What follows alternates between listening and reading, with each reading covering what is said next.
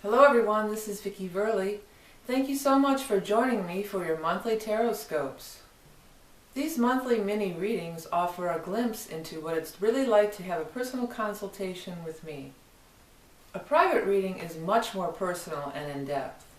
I psychically tune into your energy and get visions and impressions that are specific only to you. If you would like to order a personal reading from me, or check out some of the other products and services that I offer, you can do so by checking out the link below. And now, without further ado, on to the reading. Taurus.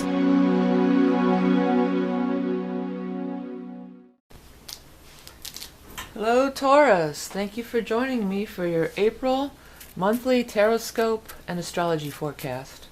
Okay, we're going to jump right into it. I'm going to start shuffling up the cards for Taurus in April of 2014. And we're going to take a look at what's happening here for you. Okay, I need a couple more, definitely. Okay. All right.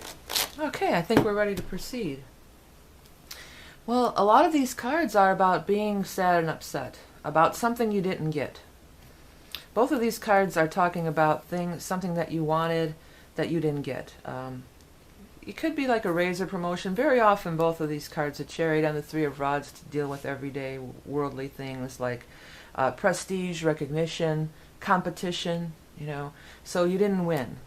That could be part of it. And it could have even been maybe you really had your sights set on some sort of job or something like this, or a career move, and maybe it didn't pan out for you. But I want to say that it does sort of seem to be more personal than that.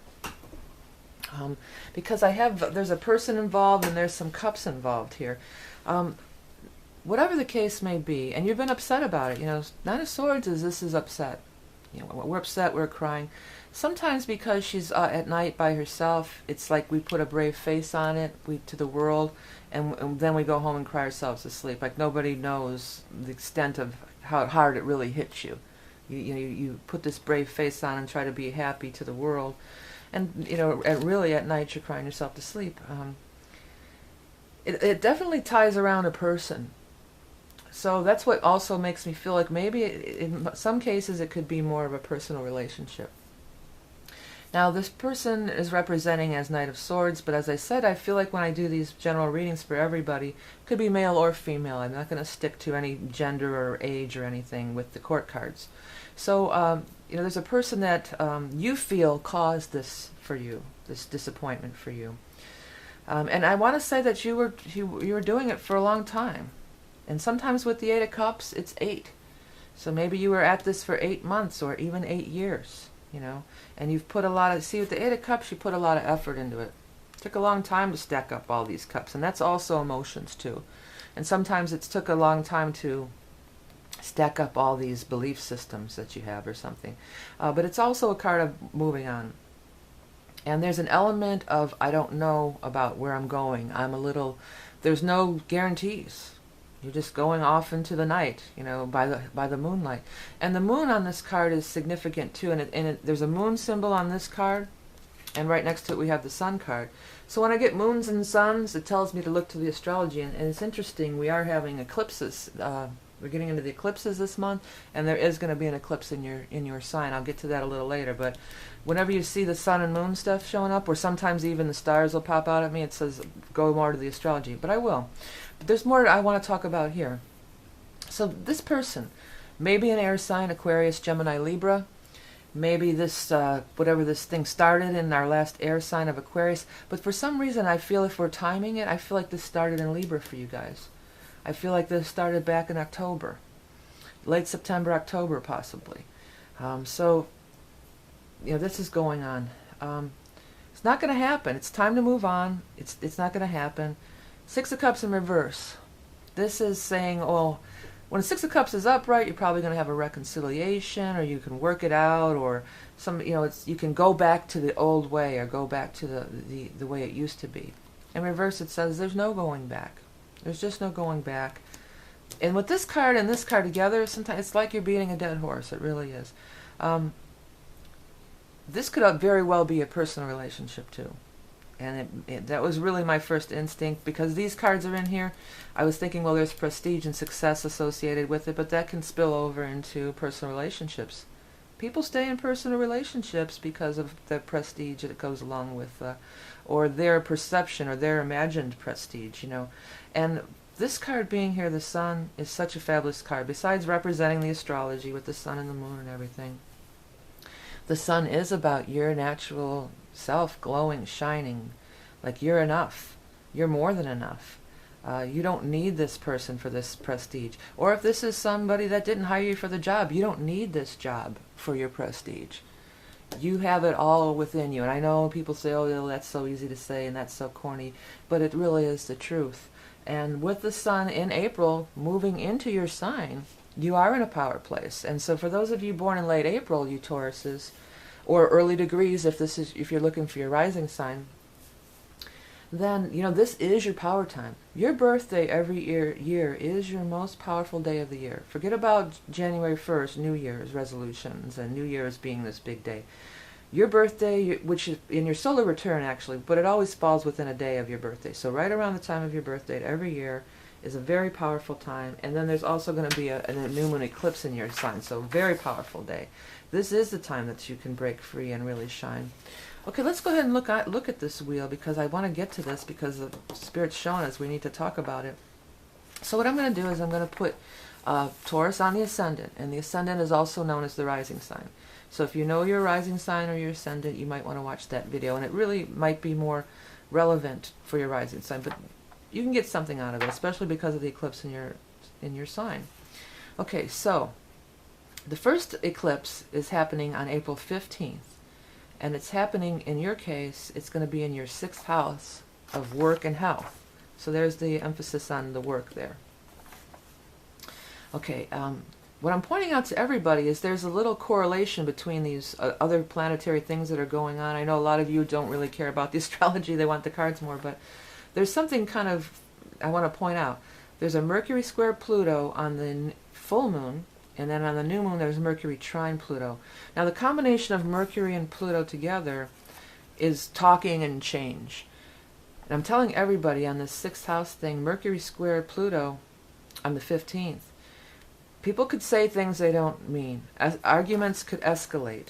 You watch what you say. Wait till after, if you know it's around that April 15th day, don't get into any altercations, because it could really escalate. You could say something that you don't want to take back. Now, in your case, it's in the 6th house of work. So it could be something having to do with your career. Not even disregard this reading and just say, if you're having an issue at work or friction at work on the 6th, I just walk away. Also, if you can apply it to the 6th house being health, you know, probably not a good day to get anything major done. Probably not a good day to get test results done or things like that. That's what I'm picking up. I wouldn't go get a test done that day. The technician could be frustrating. You know, it's just a day of friction and frustration. The other thing is, 6th house is, the full moon eclipses always, they say the eclipse is something out of your life. It brings things to culmination. And the eclipses are longer lasting than your average every month thing. So this is going to last for like 6 months, this effect. So something is leaving out of your house. And the eclipse is at 25 degrees of Libra. Remember, I kept saying something about Libra, and I wasn't even tying that in until just now. I kept saying, well, I feel like this is Libra. So either maybe it is something that started in Libra, or this is a Libra in your life. This could actually be somebody who is a Libra. Okay, so let's move on. Then, when the full moon takes away, then a new moon brings in. And the new moon eclipse is in Taurus, in your sign. Now, I think the new moon eclipse in your sign is nice. That's kind of a good thing. That is so powerful to make a new beginning. And I wanted to mention the exact date of that is April 29th. So that is so powerful. A new moon eclipse in your sign, that's so powerful to make a new beginning and strike out there and let your sun, let it shine. Let your sun, it's a new moon, it's a solar eclipse, let it shine. And at that point, the Mercury trines to Pluto. So and it's in your sign again. Mercury's going to be in Taurus at that time. So you could win friends and influence people.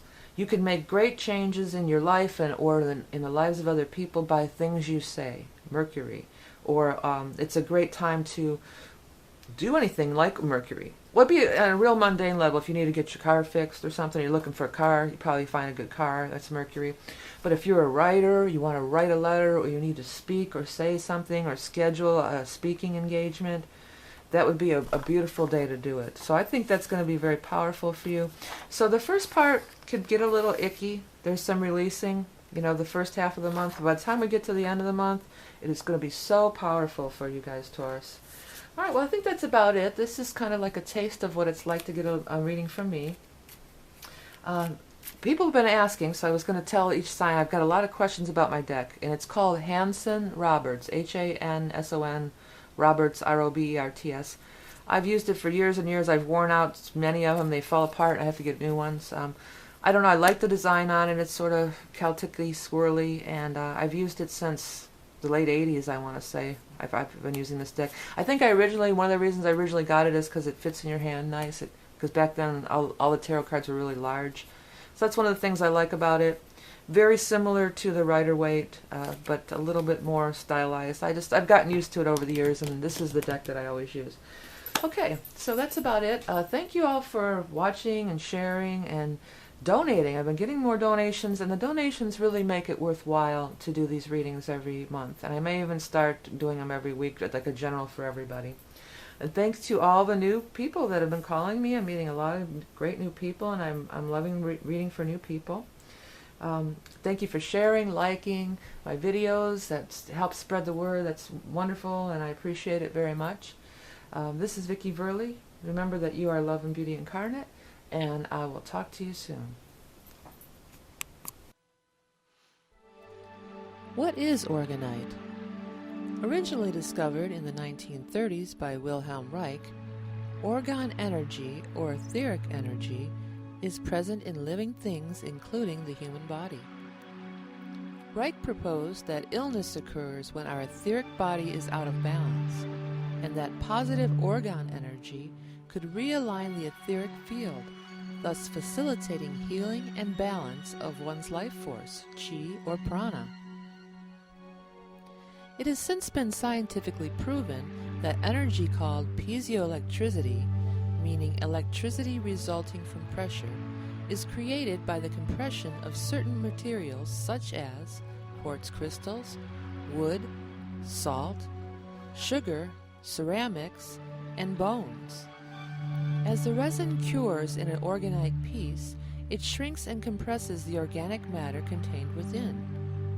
The energy emitted creates a positive energy generator. You really can feel the energy coming forth from these pieces. Orgonite clears the air and neutralizes negative emotions as well as electronic clutter from our high-tech devices. Each orgonite piece is lovingly hand-created using intuitive pairing of materials to enhance and raise vibration and aid in ascension and a spiritual awakening.